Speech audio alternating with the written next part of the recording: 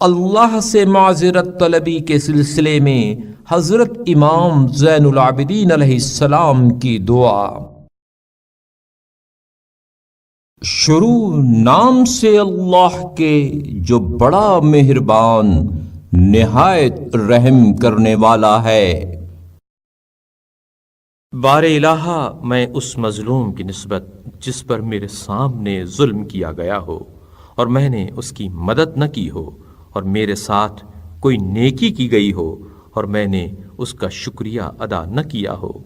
اور اس بدسلوکی کرنے والے کی بابت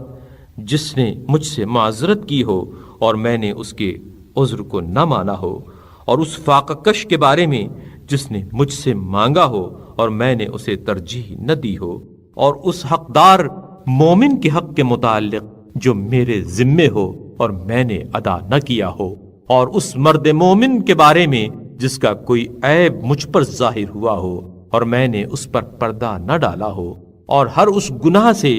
جس سے مجھے واسطہ پڑا ہو اور میں نے اس سے کنارہ کشی نہ کی ہو،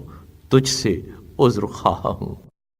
بار الہا، میں ان تمام باتوں سے اور ان جیسی دوسری باتوں سے شرمساری و ندامت کے ساتھ ایسی معذرت کرتا ہوں جو میرے لیے ان جیسی پیش آئین چیزوں کے لیے پند و نصیحت کرنے والی ہو۔